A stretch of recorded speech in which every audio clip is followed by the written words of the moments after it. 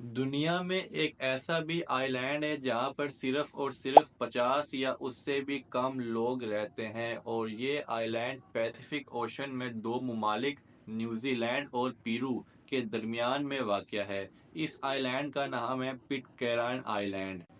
یہاں پر نہ کوئی ایئرپورٹ ہے اور نہ کوئی اسٹیشن ہے۔ اگر یہاں پر کسی نے جانا ہے تو اس کو 32 گھنٹوں کا سفر کرنا پڑے گا کشتی میں۔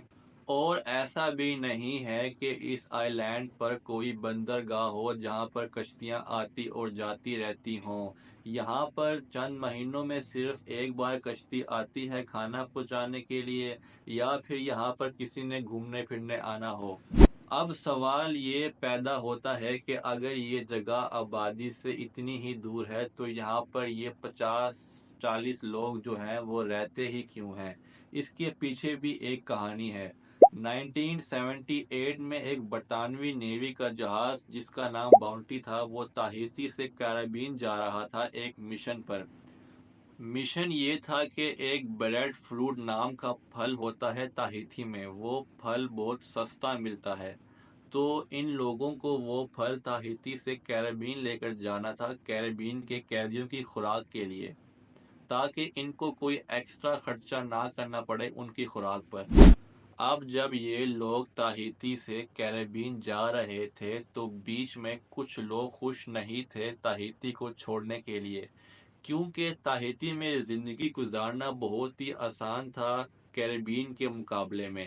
وہ لوگ نہیں چاہتے تھے کہ وہ تاہیتی کو چھوڑ دیں اور کیریبین جا کر اپنی باقی کی زندگی گزاریں۔ تو اسی لیے جب یہ لوگ تاہیتی سے روانہ ہوئے تو روانہ ہونے کے 3 ہفتوں بعد جو لوگ تاہیتی کو چھوڑنے کے لیے خوش نہیں تھے، ان لوگوں نے اپنا ایک گروپ بنا لیا، اور گروپ کا لیڈر ایک بندہ بن گیا جس کا نام تھا فلیچر۔ اب جہاز کے کیپٹن کا نام تھا کیپٹن ولیم۔ اب جو فلیچر کا گروپ تھا جو کہ تاہیتی کو چھوڑنے کے لیے خوش نہیں تھا، انہوں نے کیپٹن ولیم کو جہاز سے گرا دیا اور اس باؤنٹی پر، اس جہاز پر قبضہ کر لیا۔ اب ان لوگوں کو چھپنے کے لیے ایک جگہ چاہیے تھی۔ کچھ لوگوں نے بولا کہ ہم واپسی تاہیتی چلے جاتے ہیں، پر اگر وہ تاہیتی چلے گئے واپسی تو انہیں وہاں پر پکڑ لیا جائے گا، قیدی بنا لیا جائے گا، کیونکہ انہوں نے کیپٹن ولیم کو پانی میں پھینک دیا تھا۔ تو اب وہ لوگ واپسی تاہیتی بھی نہیں جا سکتے اور کیریبین بھی نہیں جا سکتے، کیونکہ اگر کیریبین گئے تو آگے ان کی نیوی پوچھے گی کہ ہمارا کیپٹن کہاں ہے، تو یہ لوگ کیا بولیں گے، کیونکہ انہوں نے کیپٹن کو پانی میں پھینک دیا تھا۔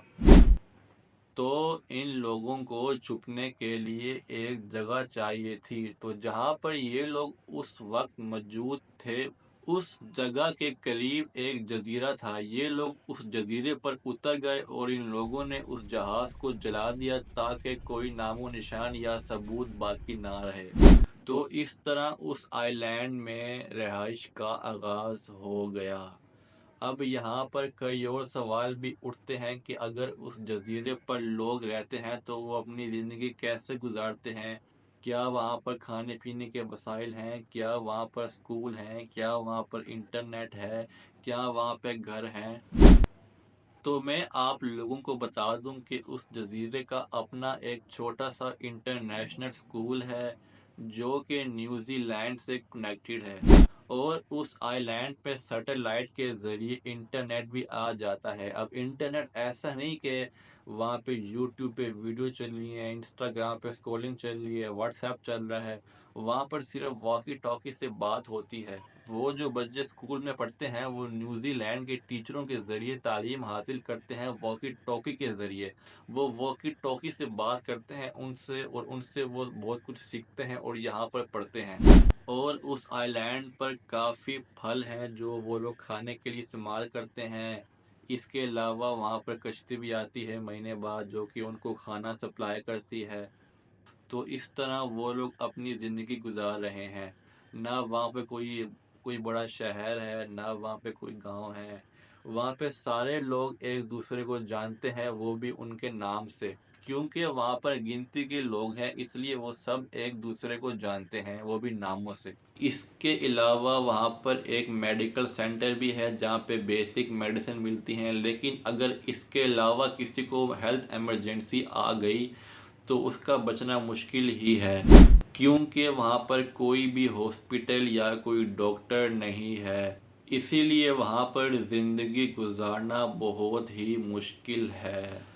اب آپ لوگ کہیں گے کہ اگر یہاں پر زندگی گزارنا اتنا ہی مشکل ہے تو یہ لوگ کہیں اور کیوں نہیں چلے جاتے، کیونکہ ان لوگوں کو جانے ہی نہیں دیا جاتا۔ انہوں نے کیپٹن ولیم کو پانی میں پھینک دیا تھا تو یہ لوگ اب اسی کی سزا کاٹ رہے ہیں۔ تو بس آج کے لیے اتنا ہی، ملتے ہیں اگلی ویڈیو میں۔ اللہ حافظ۔